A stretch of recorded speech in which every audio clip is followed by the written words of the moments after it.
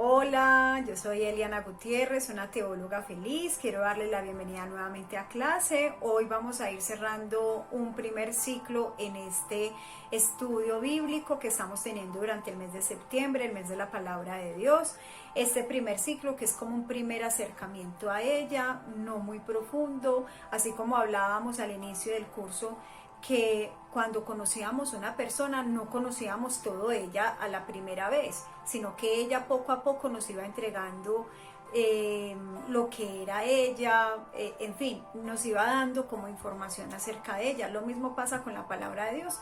Nosotros nos estamos acercando a la palabra, nos estamos acercando a ella nos va dando como datos importantes, pero no hemos entrado como en esa profundidad, que es entonces lo que veremos más adelante en las próximas clases.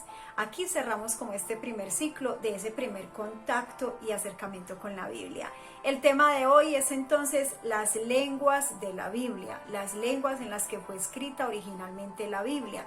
Son 3 las lenguas. ¿Cuáles son esas lenguas? Son el hebreo, el arameo y el griego. Comencemos con el hebreo. La lengua hebrea, o cuáles son los libros más bien que pertenecen a la lengua hebrea. Ya lo hemos visto cuando estudiamos el canon judío, la Tanakh, de la versión hebrea de la Biblia.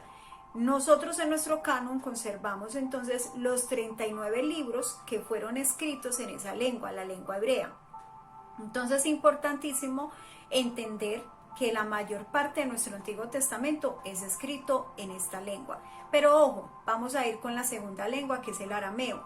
El arameo es una segunda lengua que aparece dentro de esos mismos libros que fueron escritos en hebreo. Hay unas pequeñas partes en arameo. ¿En cuáles libros? En Esdras, por ejemplo. El libro de Esdras, en el capítulo 4, desde el versículo 8 hasta el capítulo 6, versículo 18, podríamos identificar que fue escrito entonces en esa partecita en la lengua aramea. ¿Listo? Y hace parte del canon judío, el canon hebreo, que también conservan entonces los cristianos no católicos. Otro libro, el libro de Jeremías, hay una parte también, perdón, en Esdras, el capítulo 7, desde el versículo 12 al 26 también es escrito en arameo. Listo, para que por favor vayamos al libro, vamos identificando y que sepamos cuáles son entonces esas partes escritas en arameo.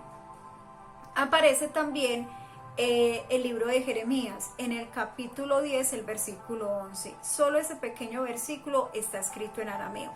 Y está el libro de Daniel. Daniel también tiene partes en arameo. ¿Cuáles son esas partes en arameo? El capítulo 2, ojo, esta parte de Daniel también la conservan entonces judíos y cristianos no católicos.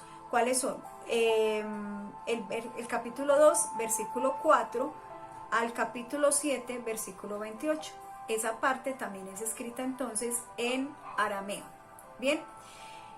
Y pasamos a la tercera lengua. La tercera lengua entonces es el griego. Ya hemos visto nosotros cuando estudiamos el canon griego del Antiguo Testamento, identificamos cuáles libros aceptamos nosotros de ese canon griego de la Septuaginta, que son básicamente estos 7 libros. Bueno, básicamente no, son estos 7 libros, que son Sabiduría, Eclesiástico, el libro de primero de Macabeos, segundo de Macabeos, Judith, Tobit, Baruch y los siguientes añadidos que ya les vamos a identificar cuáles son. Entonces, en el libro de Daniel, ¿cuáles son esos añadidos, esas partes escritas en griego, originalmente en griego? Son a partir del capítulo 3, los versículos del 24 al 90, y los capítulos 13 y 14 del libro de Daniel están escritos originalmente en griego.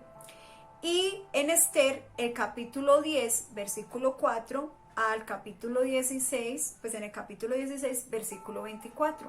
Ahí identificamos entonces cuáles son esas partes escritas también en la lengua griega en el libro de Esther. Muy bien, ahí tenemos entonces las lenguas en las que fue escrita nuestra Biblia del Antiguo Testamento. Nuestro Nuevo Testamento, todo ha sido escrito en griego, ¿sí? Todo ha sido escrito en griego. Entonces, esas son entonces las lenguas que conforman nuestra Biblia. Dato curioso, hay un solo libro en nuestra Biblia que está escrito en las 3 lenguas. ¿Cuál será? A ver si se la pillaron. A ver, vamos a mirar. Muy bien, sí. Si se la pillaron, entonces aquí les doy el dato. es el libro de Daniel. Daniel fue escrito entonces en lengua hebrea, tiene partes en arameo y tiene partes en griego, como lo conservamos nosotros en nuestra Biblia católica. Bueno, hasta aquí esta clase, una clase corta, una clase pequeña, no sin antes decirles algo importante. El tema de traducir la palabra ha sido muy complejo, porque la Biblia ha tenido muchas traducciones, del hebreo al griego, como lo veíamos con la versión de la Septuaginta. Y luego, después de esto, que el latín, que fue la lengua oficial del Imperio Romano y que era la que se hablaba en tiempos de San Jerónimo, se le pide el favor a San Jerónimo que traduzca la Biblia al latín, que era la lengua que todo el mundo hablaba. Entonces, esa se llama la traducción de la Vulgata, la versión Vulgata, ¿sí? Vulgar viene como de la lengua vulgar, pero no es grosería, sino la Vulgata, que significa la lengua común, la que todo el mundo hablaba en ese momento. Entonces se tradujo al latín, pero también el latín se dejó de hablar y por eso se vio en la necesidad de traducir más adelante la Biblia a las lenguas vernáculas, a las lenguas de cada país, ¿sí? Entonces se va a traducir a esas lenguas propias de cada país, de cada región.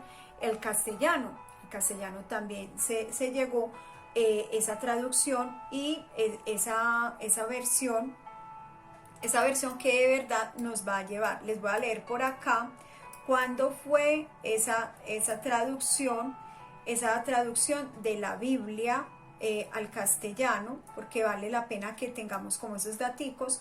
No me lo sé de memoria, pero fue en el año 1543 por Francisco Encinas. Él fue el primero que hizo la traducción al castellano.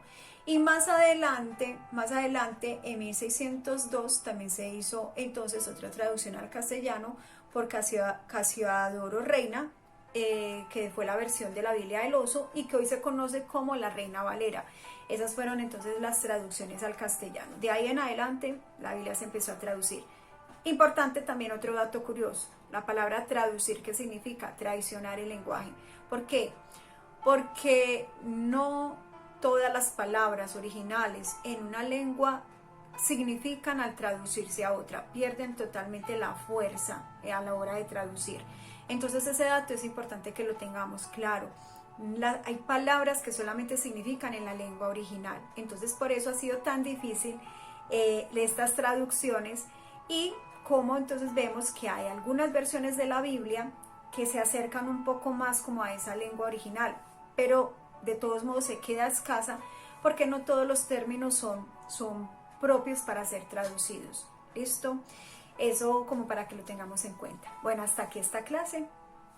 Ahora sí, nos vemos en la próxima clase y ahí sí vamos a entrar como en una relación más estrecha, ahí sí como que, digámoslo así, en términos como para que lo entendamos mejor, como que ya empezamos a salir, como que ya empezamos, nos aceptan una cita, ya vamos entonces saliendo con esa persona, ya vamos conversando como más profundo y eso será entonces o el siguiente nivel al que llegaremos con la palabra de Dios, entrando como en relación con ella, conociendo la palabra. Un abrazo para todos, nos vemos en clase, chao.